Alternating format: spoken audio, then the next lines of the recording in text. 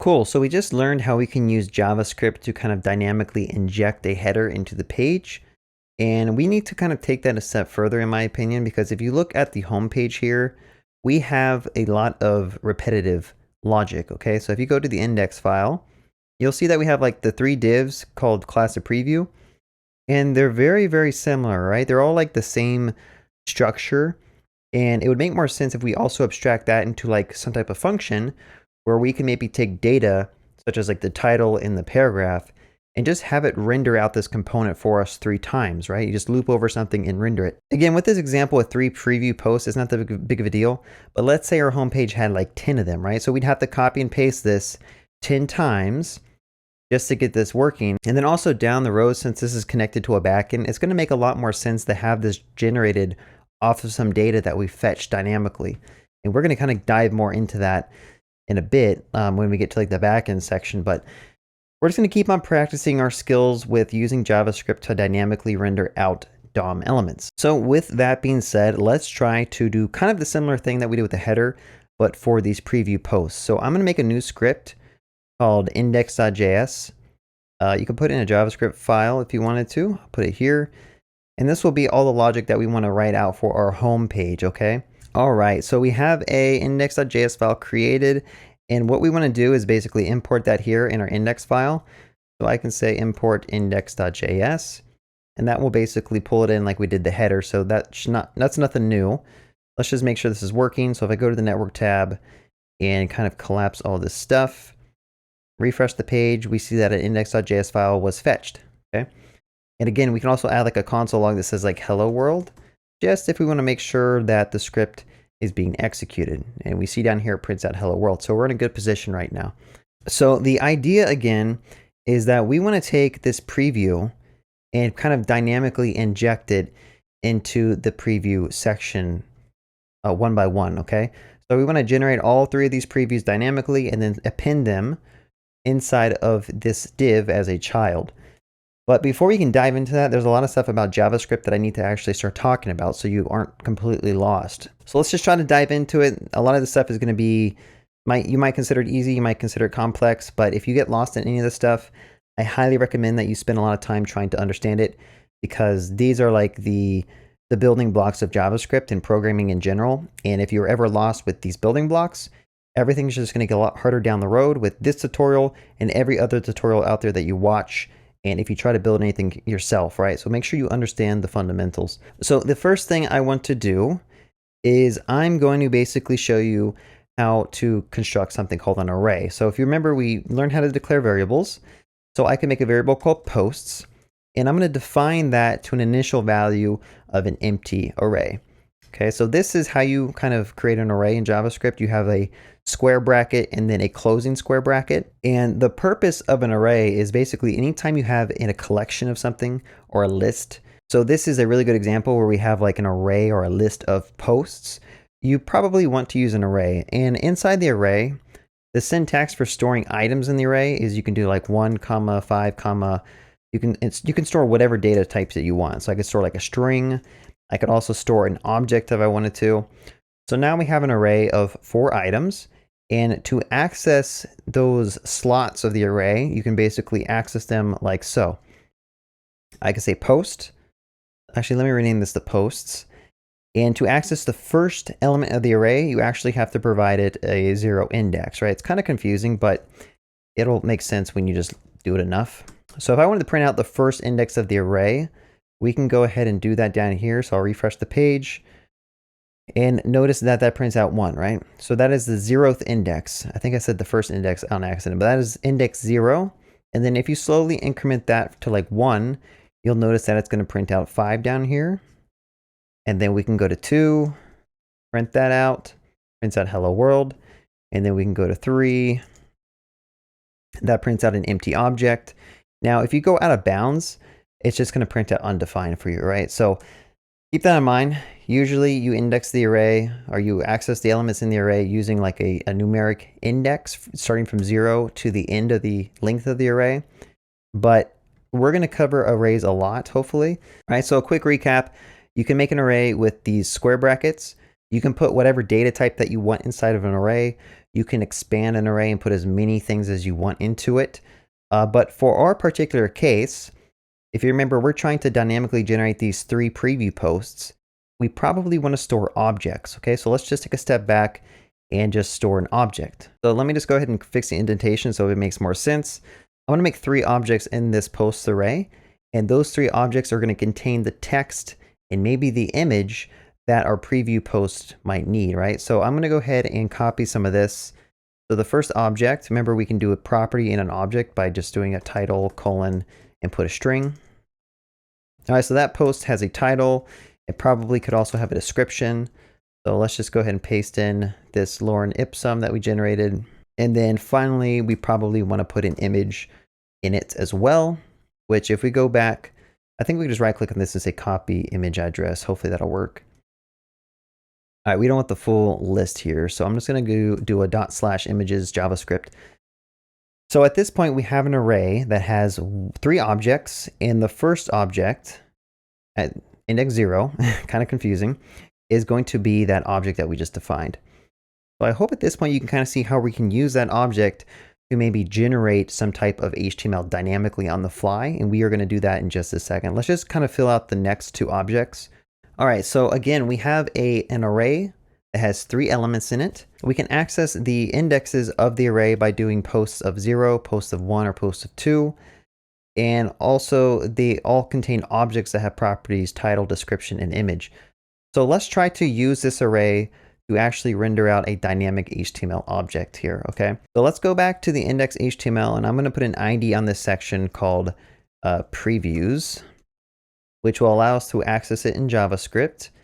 And we can go ahead and just go here. We have previews. And then what we want to do is set the inner HTML to something. All right, so let's do this. And we are going to set it equal to, let's just do 1 preview for right now. So I'm going to cut this one out, which means that we only have 2 that show up in the UI right now. And we are going to set this one dynamically like so. So we're going to start simple. We're just going to try to render out 1 post and see if we can achieve that.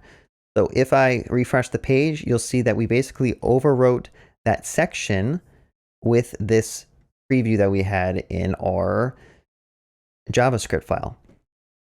Now we may want to grab the title and description and image instead of hard coding it here, right?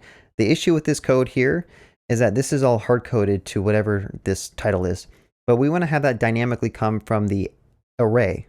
All right, so what I could do is, I haven't shown you this, but there's a way to actually interpolate values inside of this backtick string, right? So if I do a curly or a money sign and then some curly braces, I can actually inject variables into the string and have it dynamically render out the content. So I can say posts of 0, and I can say title. All right, so what's going on here? We're basically saying, take this whole string, and I want you to inject a variable here. And the value of that is going to be post of index 0, which happens to be this. And then we say, give us the property title, which happens to be this. So it's going to take that string, why you should learn JavaScript, period, and it's going to basically put it right here. This is basically what it's doing behind the scenes, right? When you run the JavaScript, that's what it's going to do.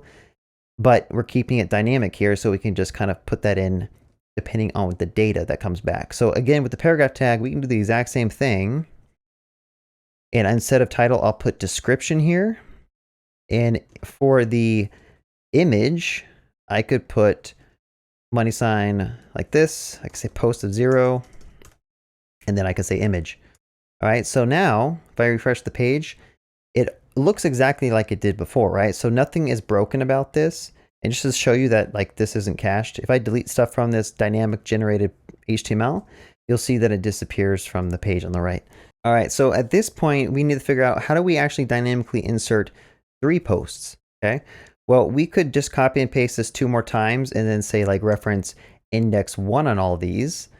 But then we're back to the same problem where we just copied and pasted a bunch of code. Typically, when you have a template, you just loop over it like 3 times using some type of code, and you generate that template, that component 3 times and append it to the page, okay? So before I can show you how to do that, we need to talk about how you can loop in JavaScript. So when you have an array, typically you want to loop over that array, and then do something every time that you get a entry. All right, so let's say for an example, I wanted to print out the title of all my posts in my console down here. Well, there's something called a loop that you can do in JavaScript, and you just have to memorize the syntax, right? But the syntax is you do a for, and then you can do a parenthesis, and then you do a curly brace for a block, okay? And inside the parentheses, you have to declare a variable. So I can say let post, and then I have to do the keyword of, and then put posts. All right, so this is how you do iteration in JavaScript, or at least one way you can do looping.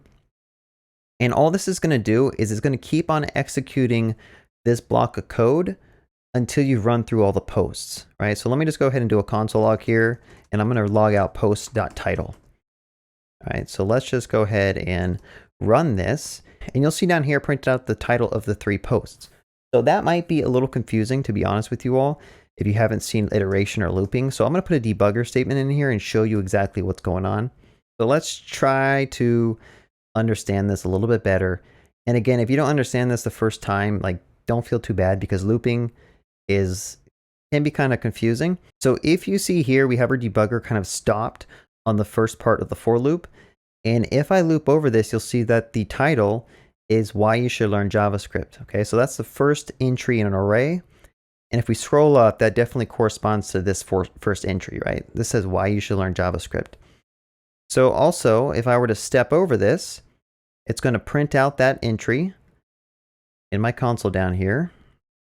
And then watch this. As you step again, it went back to the top of the curly brace here, right? It went to the top of this block, and we're going to execute that code for a second time. So if we do another step, it's going to basically set post to the next entry of the array, and we are going to print that out. So that's why it says React is a cool library. We go up here, we can see that this is the title of the second element of the array. And then again, if we step again, we will see that the post is set to the last entry of the array. Software engineering pays well. If I click next, it's going to print that out, and then it's going to move on to the next part of our code, which happens to be this. All right, so that can be a little bit confusing if you've never seen looping or iteration before, but that is basically how you can loop through an array of something and execute some code for every element of that array. All right, so in this case, what we need to do is basically generate this HTML 3 times and maybe concatenate that together inside of a string. Let me just go ahead and click play here to get out of this debugger. And let's just go ahead and try to keep building upon this and explaining this. Hopefully it's not too confusing for you all. So at this point, you should be like, okay, well, what we need to do is just run this every time that we loop through a post, right? If you thought about that yourself, then great job. That's actually what we need to do. So I'm going to put this up here. And again, this code isn't going to work perfectly, but I'm going to kind of break it down and hopefully we can get it working. So first of all, we need to no longer index the first element of the array, right? Index 0 is going to basically be that first entry up here.